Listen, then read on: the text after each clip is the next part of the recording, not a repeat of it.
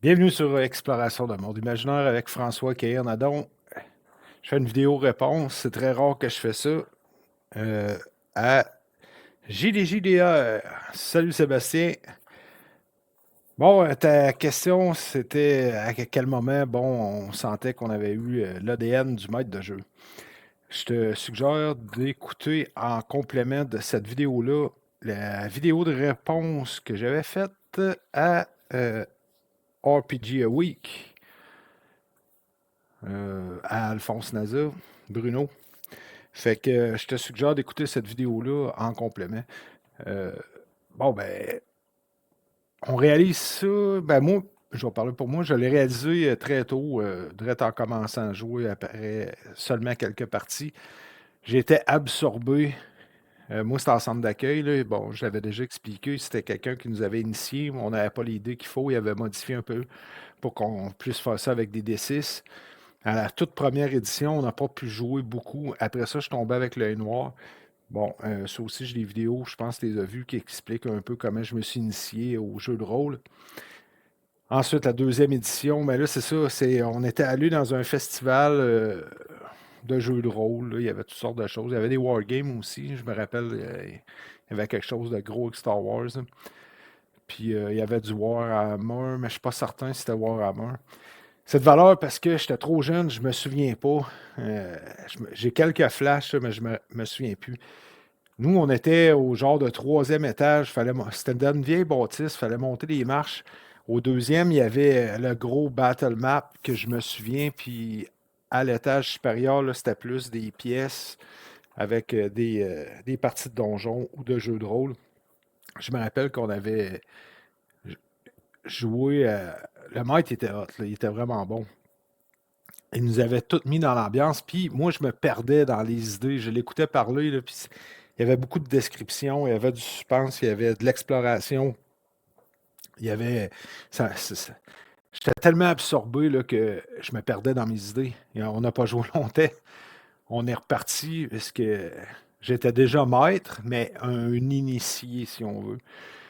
Mais là, c'était clair dans ma tête que je voulais développer mon univers. Après ça, quand j'ai acheté le setting des Royaumes oubliés, j'ai développé les armées, les royaumes, les systèmes politiques, les cavernes, maîtres d'exploration, des trésors, les pirates, toutes sortes de conflits.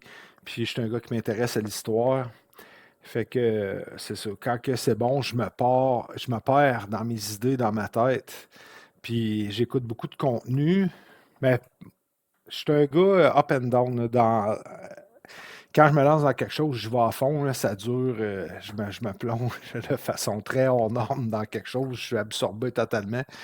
Puis ensuite, vient où je passe à d'autres choses parce que j'ai des sujets comme ça, des centres d'attraction, d'intérêt, des champs plutôt d'intérêt qui varient. Puis quand que je me lance à fond, ben, j'y vais. Quand je me lance, j'y vais à fond. Fait que là, quand je me mets à écouter des podcasts où je vais apprendre sur les Romains, ben, je vais à fond.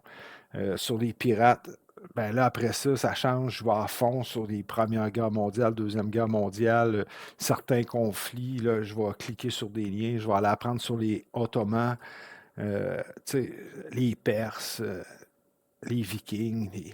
Fait que c'est par période, je dirais. Puis là, là, je vais aller chercher des fois en cours de partie une création plus particulière sur un moment de jeu. Je vais faire des recherches, mais pas aussi poussées que ça, pas aussi absorbantes que ça. Mais c'est souvent dans mes temps morts, pendant que je joue pas à donjon, que je vais avoir soudainement une impulsion de me garrocher dans quelque chose, puis de m'en absorber là, du contenu historique, puis de travailler ça dans mon imaginaire et dans mon monde de jeu. Fait que je pense que la plupart des maîtres ont ça assez rapidement. Je ne peux pas parler pour les autres. Il y en a peut-être que ça vient sur le tort. Je pense qu'il y en a beaucoup aussi que ça vient par défaut, euh, parce qu'ils veulent jouer, puis c'est une façon de jouer. Parce que quand tu checkes autour de toi pour avoir des joueurs, mais personne n'a les connaissances qu'il faut, ou l'étincelle parce que c'est quand même prenant là, quand tu es maître. Mais moi, je suis un fonceur dans la vie, puis quand je fais de quoi, j'y vais à fond. Fait que ça me dérange pas. C'était pareil quand j'étais dans la musique. Je traîne les autres vers les projets que je veux réaliser, tu sais, puis je m'entoure des personnes pour mener à bien ces projets-là. Autant que possible, là, on a toute notre part d'échec, là, c'est comme ça aussi qu'on apprend. Mais en tout cas, je te vois aller puisque j'ai commencé à jouer avec toi, puis tu as la drive qu'il faut pour jouer, puis la passion qu'il faut. J'imagine un maître qui voudrait pas, après quelques séances, découragerait vite, étant donné la surcharge de travail que cela implique. Faut que tu aies la passion, puis il faut que tu veuilles. Mais moi, ça me vient tellement naturellement, les idées, puis je m'en inspire. Je vais avoir des vidéos de maître. Des fois, je regarde quelques parties. Mais souvent, je ne sais pas si ça fait ça aussi pour toi. J'ai été déçu. Mettons, j'ai regardé quelques parties en ligne de maîtres que j'admire leurs conseils. Puis quand je regardais les games, je faisais, ouais, hein, je sais pas si j'aimerais tant ça, être autour de la table comme joueur. Mais c'est personnel, puis je suis pas un si grand consommateur de parties en ligne, mais de vidéos de toutes sortes de préparations de parties, des conseils de maître, il y a des chaînes qui font pour les monstres, apprendre sur les monstres, comment driver les monstres dans nos parties. Fait quoi, quand je me lance dans quelque chose, je vais consommer beaucoup de contenu pour m'améliorer, pour faire ah ouais, je pourrais rentrer ça de même. Puis comme je te disais, je peux écouter une émission qui n'a même pas rapport. Comme à un moment donné, j'ai le prof DM que tu connais, comment ça s'appelle, Dungeon Craft. Bon, j'écoutais comment il prépare une partie avec le voleur qui appelle. Moi, je l'ai appelé le steak. Lui, c'est Black Angus. Je sais pas si ça dit quelque chose, là. J'aimais la musique puis tout. J'ai été chercher la musique puis tout.